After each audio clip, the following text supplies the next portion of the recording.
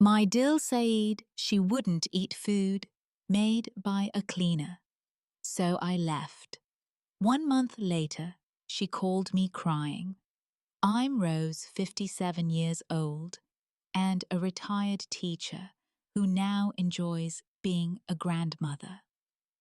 When my son William married Amanda, I had such high hopes for our future as a family.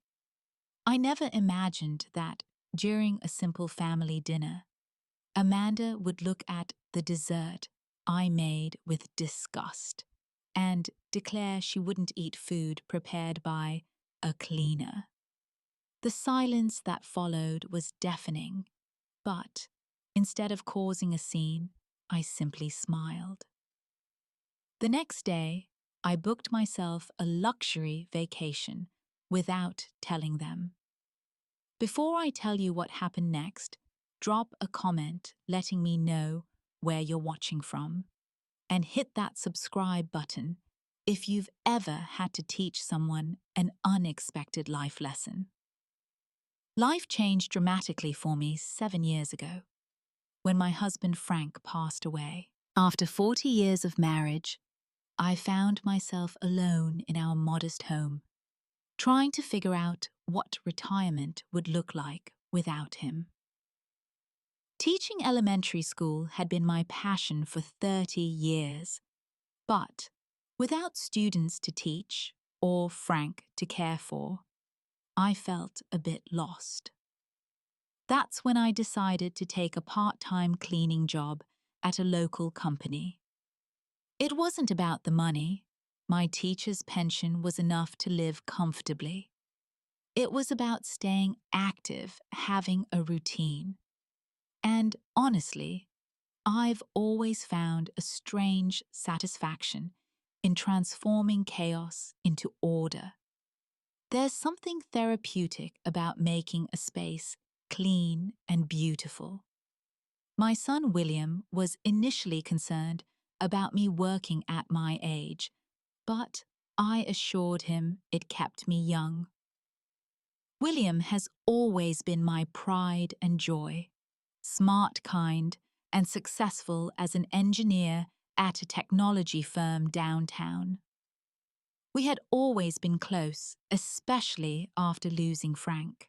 He would visit me several times a week, and we would talk about everything from politics to his latest projects. Then Amanda entered the picture. William met her at a corporate event 3 years ago.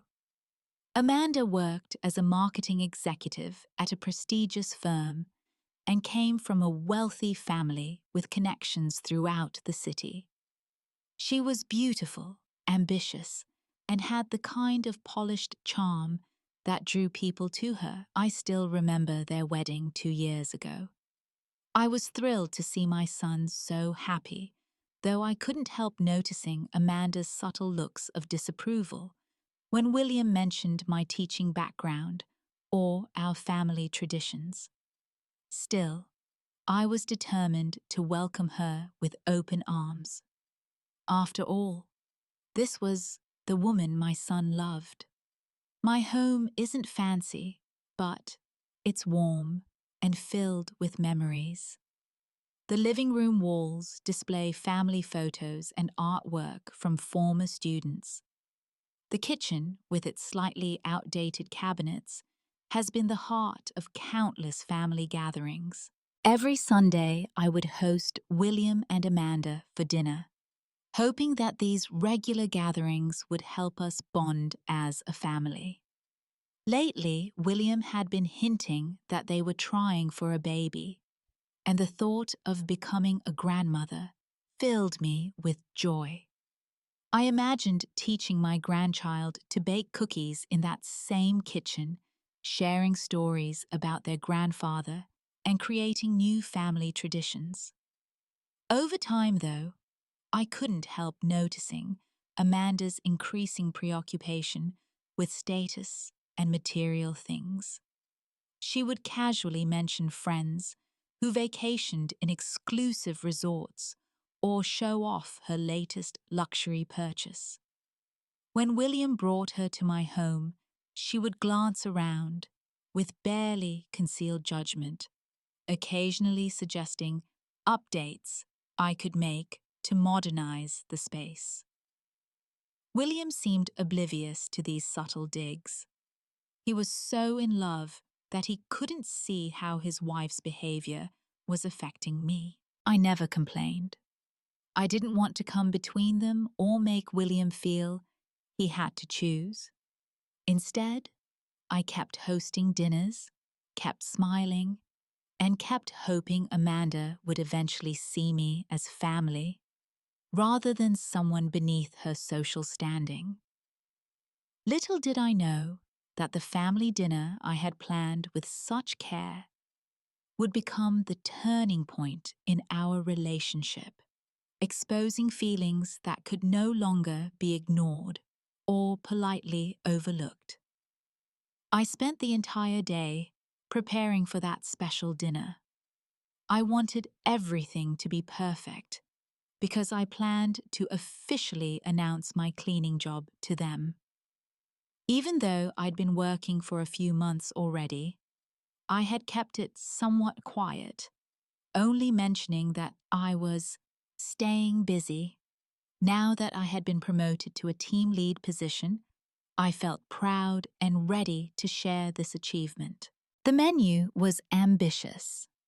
Frank's famous pot roast recipe that required hours of slow cooking, fresh rolls from scratch roasted vegetables with herbs from my garden, and a triple chocolate cake for dessert. The house was filled with delicious aromas, and I had set the table with my best dishes, the ones Frank and I had received as wedding gifts decades ago. When William's car pulled into the driveway, I smoothed down my dress and checked my appearance one last time. I had even treated myself to a new outfit for the occasion. A lovely blue dress that brought out my eyes, according to the kind sales associate. William gave me a warm hug as he entered, but Amanda simply nodded her eyes immediately, scanning the living room. "You still have those curtains," she commented, not quite hiding her distaste. "I sent you that link to the designer ones on sale, remember?" "I remember, dear," I replied, maintaining my smile. I thought these still had some life in them. As we settled in the dining room, Amanda continued making comments about my decor. "This china pattern is so vintage," she said, running her finger along the rim of her plate. I chose not to mention that vintage meant family heirlooms passed down through generations. The conversation initially revolved around William's work and an upcoming presentation he was nervous about. I listened attentively, asking questions, while Amanda checked her phone repeatedly under the table. Finally, during the main course, I took a deep breath and shared my news. "I wanted to let you both know that I've been promoted at work," I said, unable to keep the pride from my voice.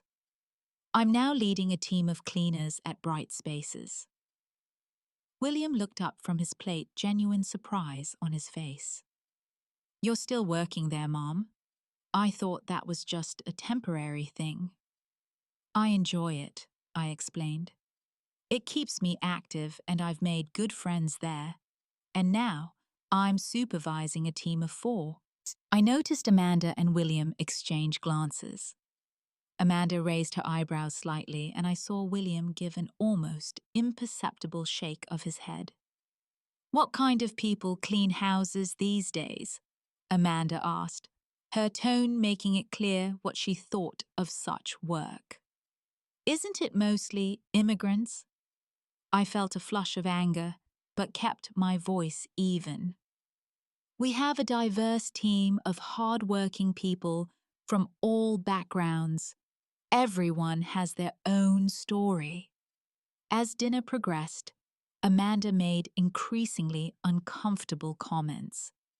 She mentioned a friend who had to fire her maid for stealing and asked if that happened often in my industry. Each comment felt like a small paper cut, minor but painful, especially as they accumulated. William remained mostly silent occasionally, offering weak defenses like, "Mom's always been a hard worker," but never directly addressing Amanda's rudeness. When I brought out the chocolate cake, placing it proudly on the table, Amanda pushed her plate away slightly. "No, thank you," she said with a tight smile. "Are you sure?" I asked. "It's William's favorite recipe." That's when she said it, looking directly at me with a mixture of disgust and superiority. "I won't eat food made by a cleaner. It's dirty. I'm sorry, but I just can't." The silence that followed was thick enough to cut with a knife. William's face reddened, but he said nothing. I felt as if I'd been slapped, but decades of classroom management had taught me to control my reactions. "I understand," I said quietly, putting the cake server down. "More for us, then." The rest of the evening passed in awkward conversation. William tried desperately to lighten the mood, but the damage was done. When they left, Amanda didn't even look me in the eye as she mumbled a hasty goodbye. William hugged me and whispered, "She's just tired from work," as if that excused everything. After closing the door behind them, I stood alone in my clean kitchen, surrounded by the remnants of a dinner I had prepared with such hope, feeling more isolated than I had since Frank's passing. After they left, I sat alone at my dining table, the barely touched chocolate cake still in the center. The house felt emptier than usual, and the silence gave me plenty of space to replay Amanda's words in my mind. "I won't eat food made by a cleaner. It's dirty." Tears welled in my eyes, but I wiped them away quickly. I had spent my entire life caring for others, my students, my husband, my son, often putting their needs before my own. And now, in my golden years, I was being treated as if my work made me somehow less worthy of respect. I thought about all the times I'd bitten my tongue when Amanda made subtle digs about my home or my clothes. All the times I'd accommodated her preferences during family gatherings. All the times I defended her to my friends when they noticed her condescending attitude toward me. That night, as I lay in bed, unable to sleep, I made a decision. It was time to prioritize my own happiness and self-respect. No more walking on eggshells, no more accepting disrespect with a smile. The next morning, I pulled out the travel brochures I'd been collecting for years. Frank and I had always dreamed of taking a Mediterranean cruise, visiting the coastal towns of Italy, Greece, and Spain. After his diagnosis, those dreams were put aside, and after his death, I couldn't bear the thought of traveling alone. But now, it seemed like exactly what I needed: distance perspective, and perhaps a reminder that there was a whole world beyond my current situation. I called a travel agency and booked a 2-week luxury cruise departing in 3 weeks. The price made me wince. It would use a significant portion of my savings. But I reminded myself that Frank would have wanted me to use that money to live fully. My phone rang just as I finished booking the trip. It was William. "Mom, about last night," he began, his voice apologetic. Amanda was really stressed about a project at work. She didn't mean what she said. I understand, I replied, keeping my voice neutral. We all say things we don't mean sometimes. Great, so we're good. Maybe we can do dinner again next Sunday. Amanda suggested she could bring dessert this time. I took a deep breath. Actually, I won't be available for Sunday dinners for a while. I've just booked myself a Mediterranean cruise. I'll be gone for 2 weeks. A cruise? William sounded shocked. By yourself? When did you decide this? This morning, I said truthfully. It's something I've wanted to do for a long time. That sounds expensive, he said cautiously. Are you sure it's a good idea to spend that kind of money right now? I'm sure, I replied firmly. I've worked hard all my life and I deserve this experience. There was a pause before William asked, should I tell Amanda? Maybe we could join you? We both have vacation time coming up. The thought of spending 2 weeks on a ship with Amanda made my stomach clench. This is something I need to do on my own, I explained. But thank you for the thought. After we hung up, Amanda called me directly, something she rarely did. Her voice was syrupy sweet as she asked about my spontaneous vacation and hinted repeatedly about joining me. I maintained my position politely but firmly, and eventually she gave up. In the weeks leading up to the cruise, I shopped for appropriate clothes, arranged for a neighbor to watch my house, and gradually felt a growing sense of excitement replacing my hurt. Each time William called with another of Amanda's excuses or apologies, I listened politely, but didn't waver in my plans. The day before my departure, I looked at myself in the mirror and saw something I hadn't seen in a long time. A woman standing up for herself, choosing joy over appeasement. It felt like reclaiming a part of myself I had forgotten existed. The Mediterranean sparkled like blue diamonds beneath the warm sunshine as our cruise ship glided through calm waters. My cabin was more luxurious than any hotel I'd ever stayed in. A private balcony, plush bedding, and attentive staff who remembered my name from day one.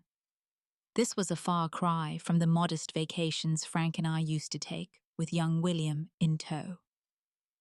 On the first night, I found myself seated at dinner with 3 other solo travelers.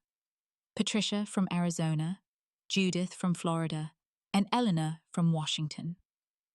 All women in their 50s and 60s, all with stories of their own.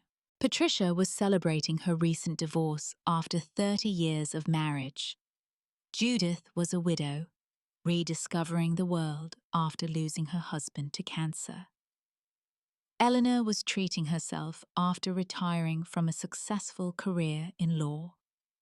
My daughter-in-law thinks I'm beneath her because I work as a cleaner.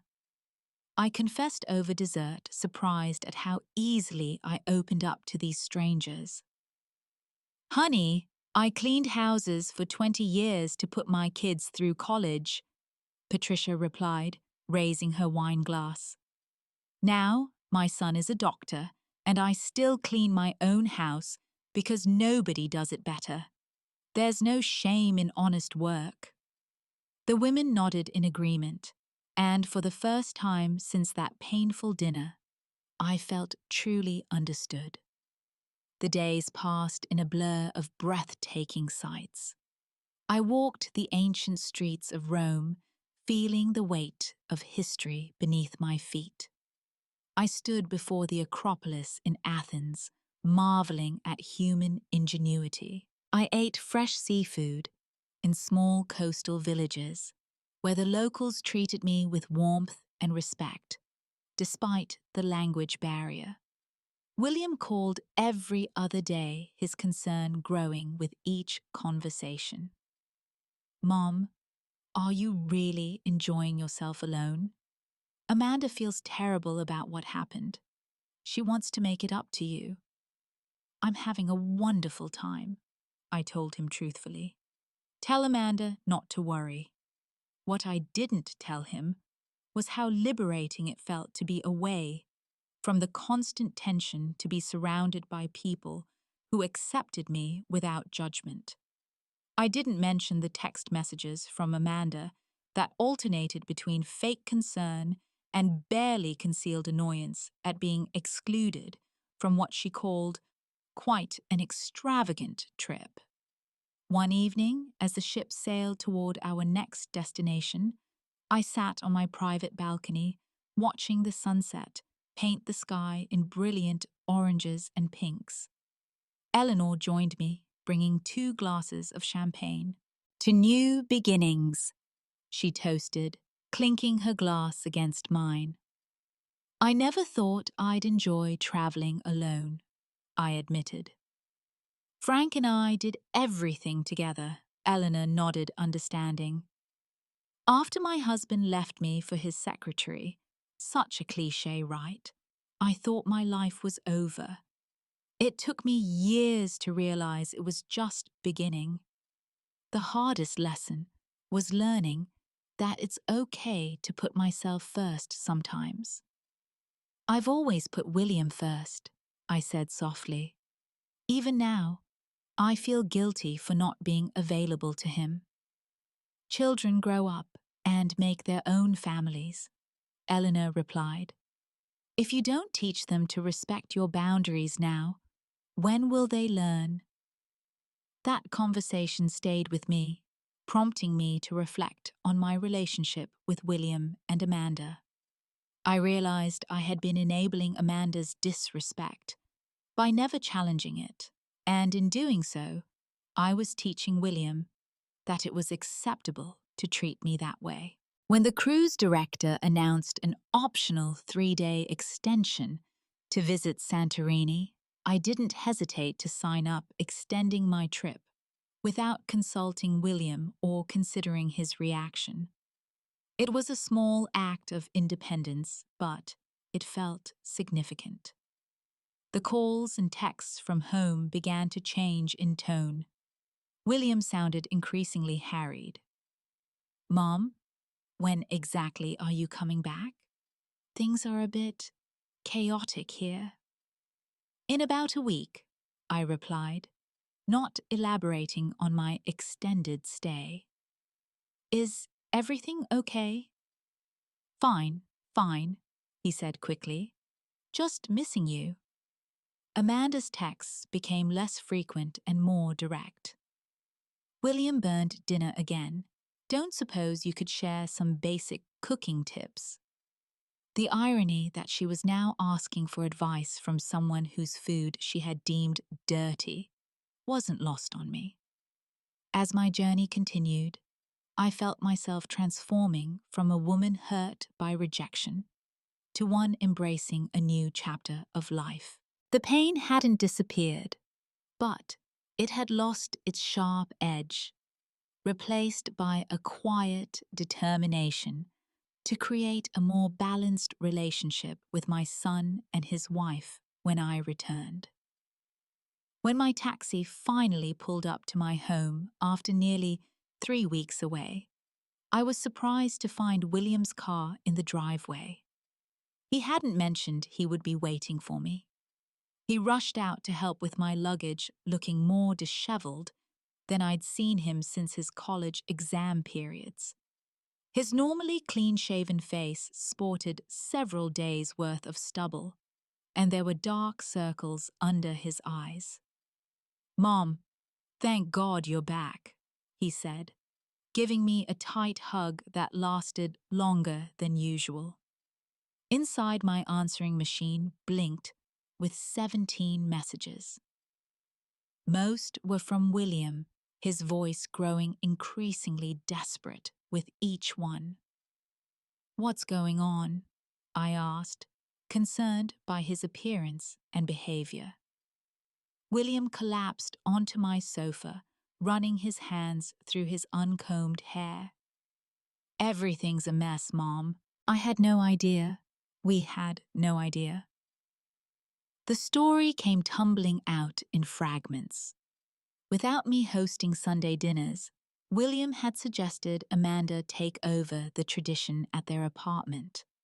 She had confidently agreed, assuring him she could handle it. But, as it turned out, Amanda had never really cooked before. Her wealthy parents had employed a full-time chef, and since moving out, she had relied on takeout and restaurant meals. "She tried to make lasagna," William said, a hint of traumatic amusement in his voice. "It was still frozen in the middle and burned on the outside. My boss and his wife were there, Mom. His wife offered to help and Amanda burst into tears." That was just the beginning.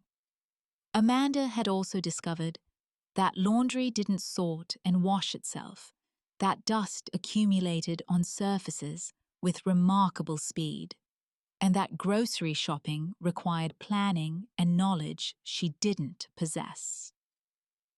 "She tried to iron my shirt for an important meeting," William continued. "She burned a perfect iron-shaped hole right through it.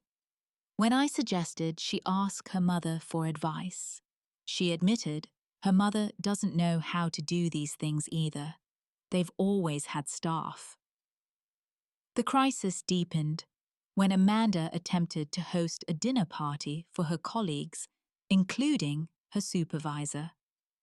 The undercooked chicken sent 2 guests home early with stomach discomfort, and Amanda's career prospects suddenly seemed less certain. "Her parents are in Europe for the summer," William explained. "They suggested we hire household help, but when we looked into it—" "Let me guess," I interrupted. "It's expensive." William nodded, looking sheepish. "We've been spending so much on the house renovation and Amanda's car that we're pretty stretched right now." As I listened to William's tale of domestic disasters, I felt a complicated mix of emotions. There was a certain satisfaction in knowing that Amanda's privileged upbringing hadn't prepared her for basic adult responsibilities. But I also felt genuine concern for my son, who looked exhausted and overwhelmed. "She's been asking when you're coming back every day," William admitted. "She even suggested we should start coming to your Sunday dinners again." "And what did you tell her?" I asked, keeping my voice neutral. "That I didn't know if you'd want us there after what she said." He looked down at his hands. "Mom, I'm sorry I didn't stand up for you that night. I should have said something immediately when Amanda made that comment about your job." His apology was sincere, but I needed more than words. "And what about Amanda? Is she sorry for what she said, or just sorry she doesn't have someone to cook for her now?" William winced at my directness. "She wants to apologize in person. She's asked if she can come by tomorrow." I thought about Eleanor's words about boundaries and respect. "I'll meet with her, but not here. Tell her to meet me at the cafe on Main Street at 10. William looked relieved. "Thank you, Mom. And could you maybe show her how to make that chicken dish you do? Just the basics." I raised an eyebrow, and William had the good sense to look embarrassed. "Right. One step at a time." After he left, I unpacked my suitcase filled with souvenirs and memories, contemplating how to approach tomorrow's meeting. The old Rose might have immediately rushed to solve everyone's problems, putting aside her own hurt feelings for the sake of harmony. But the Rose who had stood before the Mediterranean sunset was wiser now, understanding that true relationships required mutual respect. The coffee shop on Main Street was busy with the morning rush when I arrived. I chose a table by the window, ordered a cappuccino, and waited. Amanda arrived 10 minutes late, looking nothing like the polished, confident woman I was accustomed to seeing. Her designer clothes had been replaced by jeans and a simple sweater. Her perfectly styled hair was pulled back in a ponytail, and her face was free of makeup, revealing dark circles similar to William's. "Thank you for meeting me," she said, sliding into the seat across from me. Her usual air of superiority was noticeably absent. "William says you wanted to talk," I replied, neither warm nor cold. Amanda stared down at her hands, her carefully manicured nails now chipped. "I want to apologize for what I said about your job and about not wanting to eat food you made." She looked up, and I was surprised to see tears in her eyes. "It was cruel and snobbish, and I've been miserable knowing I hurt you." "Why did you say it, Amanda?" I asked directly. "I'd like to understand." She took a shaky breath. "Growing up, my parents were obsessed with status. Who you knew, where you vacationed, what clubs you belonged to. These were the measures of success. We had staff for everything: cooking, cleaning, laundry. I was taught that certain jobs were beneath us." As she spoke, I began to see Amanda differently, not as a malicious person, but as someone raised with a warped value system she had never questioned. "The truth is," she continued, her voice dropping to almost a whisper, "I don't know how to do any of the things you do so effortlessly. I can't cook. I shrunk William's favorite sweater trying to wash it, and I set off the smoke alarm trying to iron his shirts." Her confession wasn't what I had expected. "Why didn't you just say that I would have been happy to teach you?" "Because I was embarrassed," Amanda admitted. "My mother was never home. She was always at charity galas or spa retreats. She never taught me these things because she didn't know how to do them either. When I saw how comfortable you were in your home, how you could create these amazing meals and keep everything running smoothly, I felt inadequate. So I tried to make your work seem less important, to make myself feel better." Before I could respond, the bell above the door jingled, and William walked in. He looked nervously between us before sitting down. "I wanted to be here too," he said. "Mom, I've realized how much I've taken you for granted over the years. Not just the dinners and the help around the house, but everything you've done for me my whole life." He turned to Amanda. "And I should have spoken up when you made that comment. It wasn't okay, and I was wrong to stay silent." Amanda nodded in agreement. "He's been making that very clear to me," she said with a rueful smile. "The thing is," William continued, "I never thought about the work that goes into maintaining a home. Dad always handled the repairs. You handled everything else. And then, in college, there were dining halls.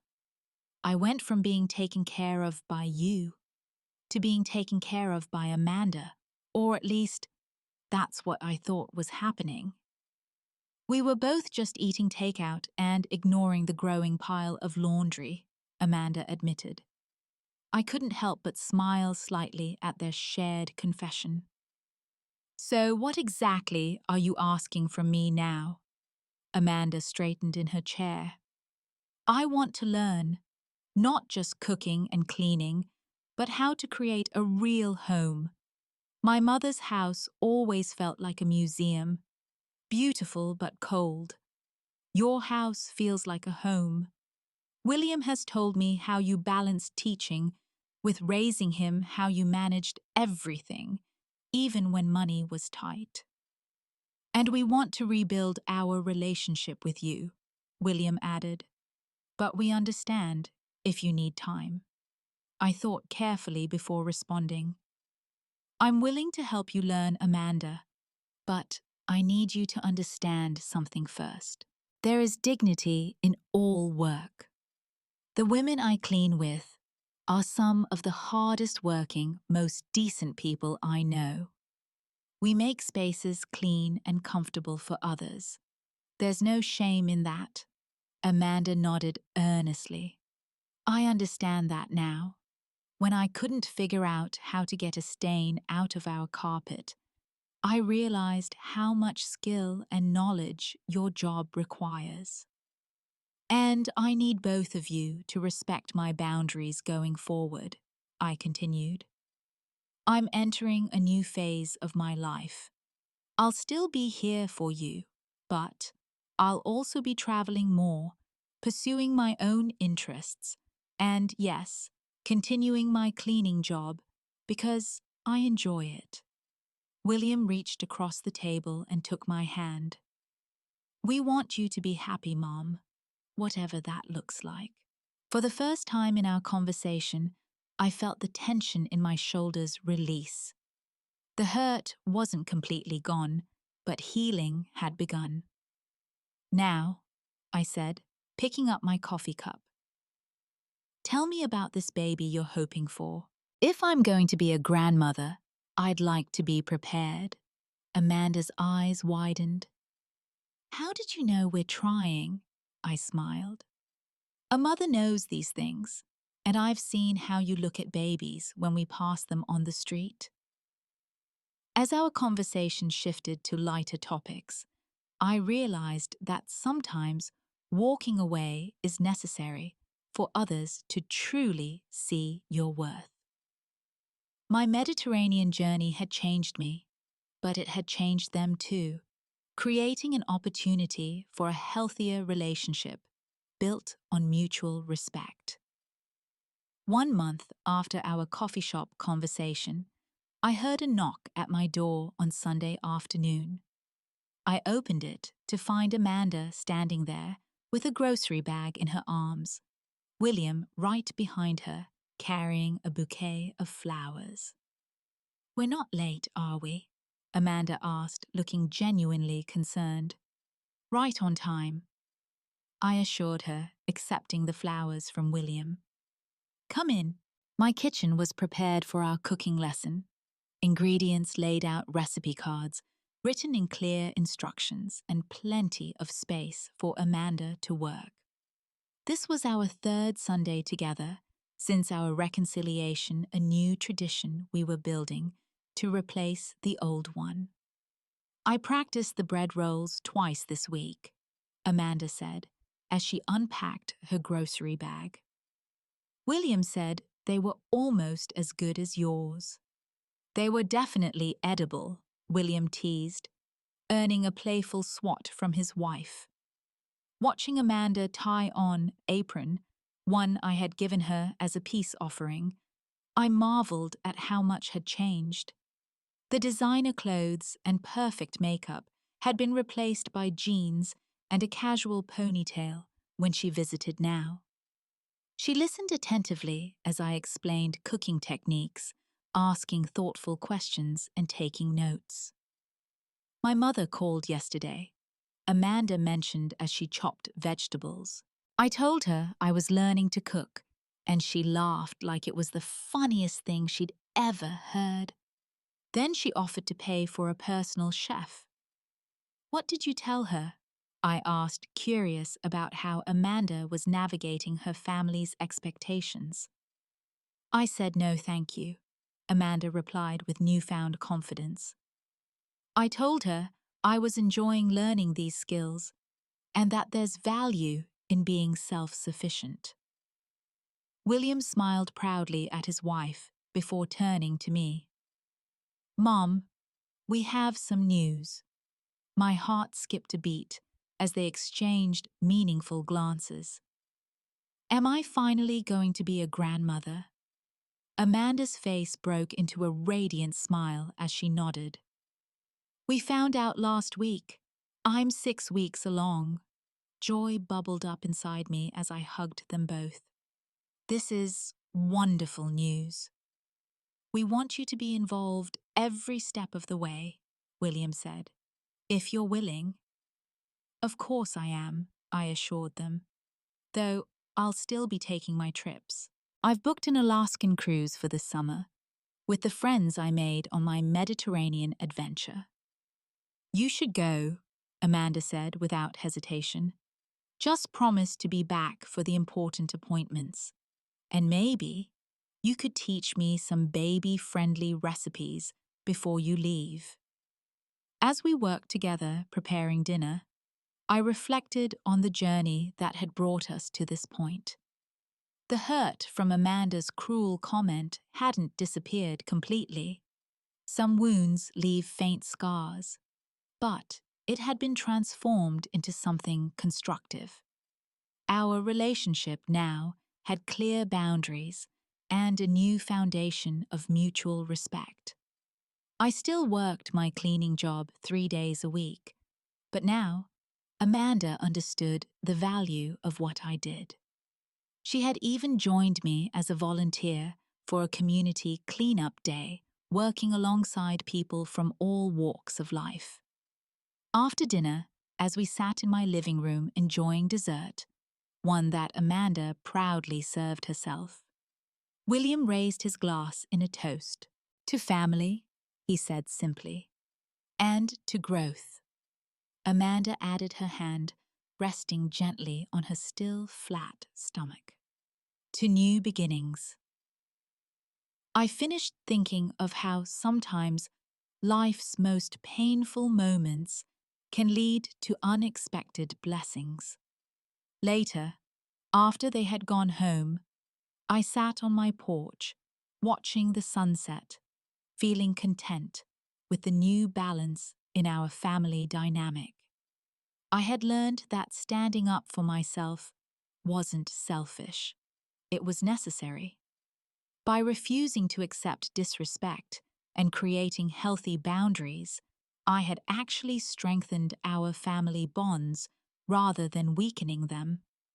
The journey hadn't been easy, and there would likely be challenges ahead as we navigated the new roles of mother, father, and grandmother. But I now face the future with confidence, knowing that respect, once earned, is rarely forgotten. My phone pinged with a message from Eleanor, sharing photos from her latest adventure and asking about mine. I smiled, grateful for the new friendships that had come from my moment of courage. Sometimes, the greatest gift you can give someone is the opportunity to miss you, to realize your value in your absence rather than your presence. As I watched the stars appear one by one in the darkening sky, I felt a deep sense of peace. Life's journey is never straight or simple, but with courage and self-respect, even its painful detours can lead to beautiful destinations. Have you ever had to step away from a relationship to help it heal? Share your experience in the comments below. And if this story resonated with you, please hit that like button and subscribe to hear more stories of healing and growth. Remember that sometimes setting boundaries isn't just good for you. It can transform your relationships in ways you never expected. Thank you for listening to my story, and may you find the courage to value yourself just as you deserve.